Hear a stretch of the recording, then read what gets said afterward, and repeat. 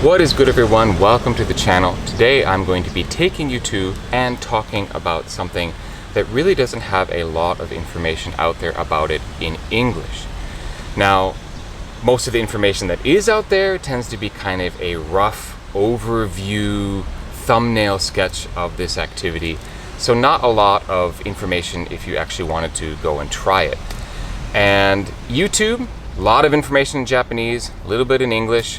For example, Chris Broad of the Abroad in Japan channel did a video about this activity, and his videos are great. He puts a lot of effort into his stuff, but even that video is clearly done by someone who tried this activity for the sake of making a video about it and wasn't really coming at it from someone who's done it a lot and has a length of knowledge on the topic.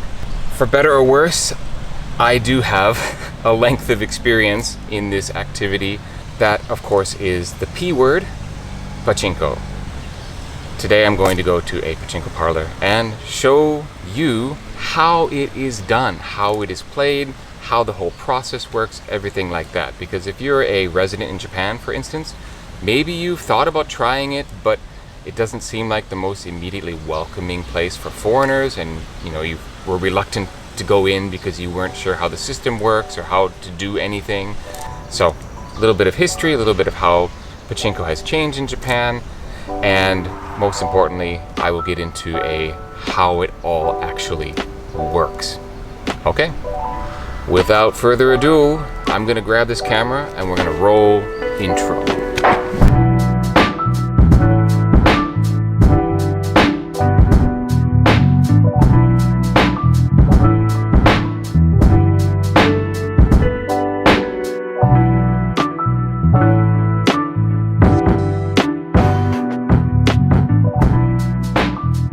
Alright, full disclosure, I got basically all of my parlor footage last night after work, so I'm pretending to walk to the parlor right now for sake of continuity, but it just means I'm not as organized as Abroad in Japan is.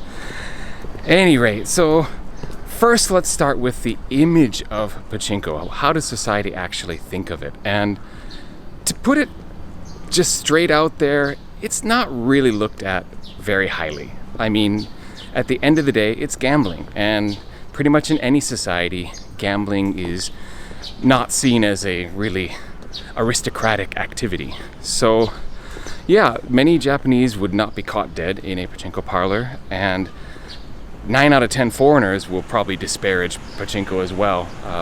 Just not a popular thing. Now, it was this image issue that when my wife told me a little over 10 years ago, yeah, I don't want you playing anymore, I was like, okay, that's fair, and so I stopped. Noise and the cigarette smoke have always been two of the biggest complaints. Like, you would walk past a Pachinko parlor just close enough for those automatic doors to open, and out of those doors would billow a cacophony of sound and cigarette smoke. And that's not so much the case anymore, because the machine makers have finally implemented volume controls, believe it or not. And they have also, most parlors have gone to a no smoking system. So just so we're on the same page about what Pachinko is, it's basically a place where you go in, sit down, put money into a machine, send balls spinning through the works down into a little hopper or catcher, and that sets the reels spinning, so like a slot machine, except it's got the added Pachinko ball falling effect, so it's not just a slot machine. But if you don't win, well, you get up and leave at the end of it. And if you do win, you will go to the counter and exchange basically the number of balls that you got for some cards. And those cards you then take out to what's known as a tuck shop, which is a little shop that's just like around the corner or close to the parlor, but is not actually part of it. And that's how the loophole works. Basically, gambling is illegal in Japan. You can't just get a monetary payout right away. But if you get a card that is then accepted at another shop, the tuck shop, then that's the loophole that allows you to actually make money if you were to win a jackpot. Okay, just another couple of short introductory things. before we get to the parlor. Basically, there are two types of machines in terms of money. There are 4 yen machines and 1 yen machines, and that refers to the cost of each pachinko ball. So a 4 yen machine, a ball costs 4 yen. And when you push the button to get balls into your hopper, it basically costs 500 yen per push. And it gets used up pretty quickly. If you spend 10,000 yen, or about $100, your money will be gone. It probably takes about 40 to 45 minutes for that to disappear. The only way to make it last longer is if you win. If you're playing the 1 yen machine, you can make 2,000 yen stretch for about an hour. So, $20 for an hour of entertainment isn't that ridiculous. I mentioned in my intro that a pachinko parlor might not seem initially very inviting to foreigners. But I found it actually to be the exact opposite. Where I played, it was a lot of regulars, and they just got used to seeing me, and it actually became really congenial. And we would greet each other, we would congratulate each other when someone won, and console someone when they had a really, really hot-looking chance at winning that didn't pan out. And basically, it was like another social group of mine for a while. Okay, let's pretend I've reached the parlor, and let's cut to today's, or rather yesterday evening's footage from inside the hall, and getting into how to actually play and how to actually go through the process of starting, playing, getting your money back, or even getting your winnings. All right? When you get into the shop, choose a machine that looks fun to you. Maybe you're an Evangelion fan or some other anime fan and they have a machine for you. I'm sitting down at Hana no Keiji, which is a manga. I don't think they ever made an anime of it. And as you can see, you can turn down the sound and the volume using these arrow buttons over here. Less loud. These buttons are for getting your cascade of balls or to have your money returned to you. And that's the first controls to know about. In the upper left hand corner, you'll find a money slot where you can put your money into, and then that will be displayed on the counter over by those buttons I mentioned that you push to actually get your balls. The one on the left is going to get the balls cascading out, and here they come. 200 yen spent. I'm playing the 1 yen machine, so each ball is 1 yen, and that means I get 200 balls for a 200 yen push. Because I waited some time, I got to turn the volume down again. And the brightness too also goes down, thankfully. This is a 1 out of 199 machine, as I mentioned. The lever to get the balls going is off on the right here.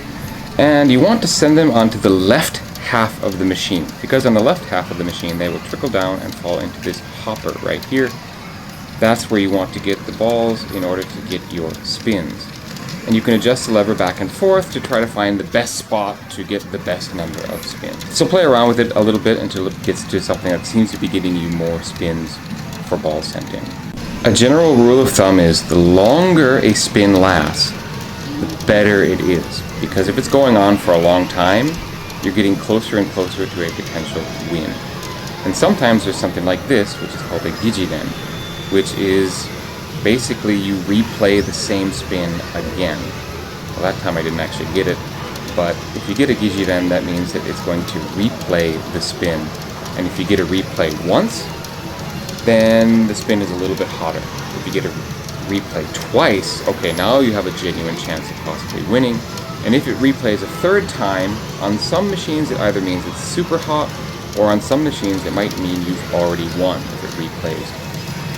Basically, a fourth time your spin is starting from the beginning again. You can see the spin counters across the bottom in this machine. They look like small balls right now.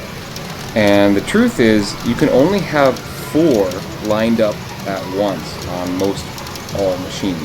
If you've reached 4 lined up in the spin column, you actually should stop shooting the balls at that point. And in order to do that, there's a little lever on the handle off to the right that actually allows you to stop the balls without removing your hand from that wheel, that lever wheel. I'll show you that sort of push button a little bit later. Okay, I've only been playing 400 yen worth, and this is already a really hot reach. It's gone to a story mode, and basically it's playing a story, which is the main character, Maeda Keiji, and the most famous tea master in Japanese history. And basically the way this story works is if he likes the taste of your tea, then you've won the reach and you're actually going to get the prize. And lo and behold, bam, I got it. Anything rainbow in a pachinko machine means that you have won.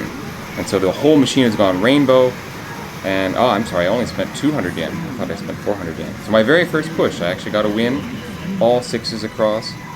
And if you noticed in the reach itself, in that story, the letters were red. The red letters meant that it was a hotter reach than normal. A normal level would be white letters.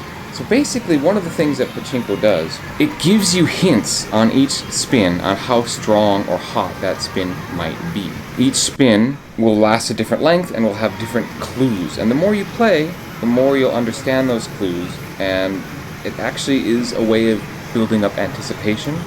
And that's why it can be so addicting, because it's not just like watching a slot machine at Vegas where the reels just go until they stop and then sometimes they win.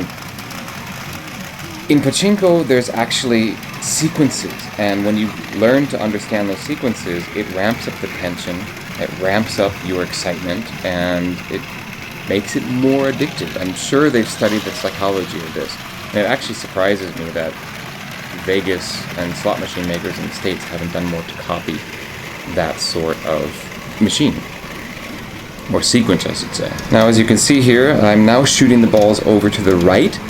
Most machines these days, to play initially and try to win, you start on the left-hand side. If you shoot the balls over to the right-hand side, you're basically just throwing them away.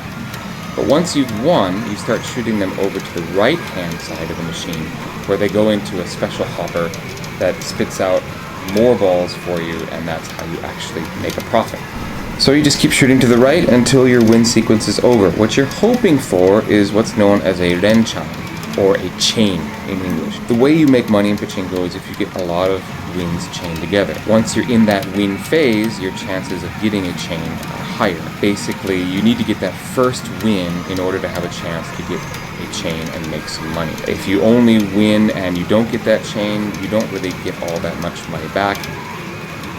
On this particular video, I did not get a chain, so I only won once, and I made 400 balls. So I spent 200, made back 400, and yeah, I quickly spent that back in the machine. Here is that little button that I talked about on the wheel. You press this button and that will stop the balls from coming out into the machine, and when you let it go, the balls will start automatically shooting again.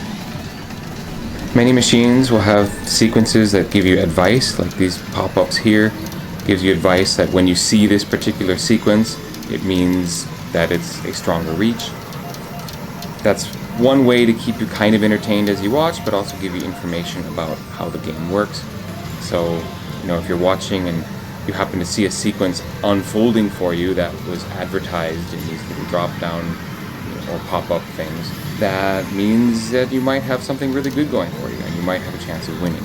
Again, in Pachinko, it's all about the build-up of these clues and hints, and the longer the spin goes on, the more likely it is that you've got something good. If the reels are just going and going and going, nothing in particular is happening. So there's sound and light, and colors change, and basically, the more you play, the more you get used to the conventions on what to look for. Some of the conventions, for example, are changing the color of the spin. Notice normal spins are white, but I've got this blue one here. And blue basically means that it's going to be something, but it's the weakest of the reaches. Now the convention is blue is, well, you're going to get a reach, which reach, I should explain, means that you have two of the same numbers on the left and the right, and you're just waiting for the middle reel to see what that is going to be. Lichi is actually a term that comes from Mahjong, the other gambling game that comes originally from China. But as I was saying, the colors of the spins, blue is basic, you know, you're going to get a reach at least. Yellow means a little bit hotter, green is hotter yet, and red is pretty hot, and you might have a good chance of winning. A lot of machines have push button systems. You push the button and something happens, and starts a sequence that might lead to a reach or might lead to a story or something like that. If you get two numbers next to each other, like left and the center, that is not a reach. A reach is always going to be the center number is still spinning and the left and the right have already settled and they're the same number or not.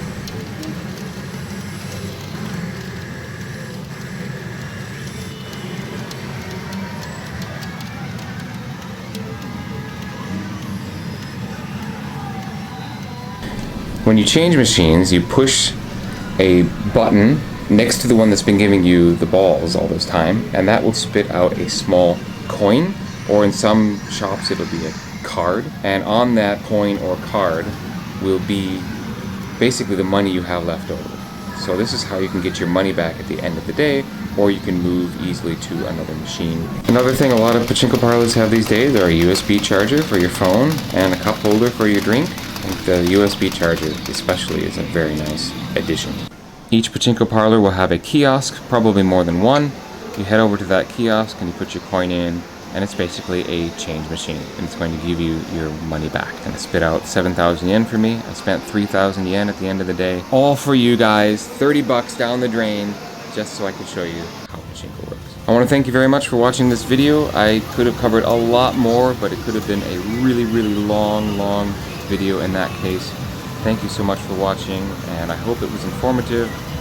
Even if you never play, you got to see kind of what it's like, and now you might have an idea of how to go through the process of playing and not feel so nervous about giving it a try for the first time. Thank you again for watching this particular video, and I will catch you next time.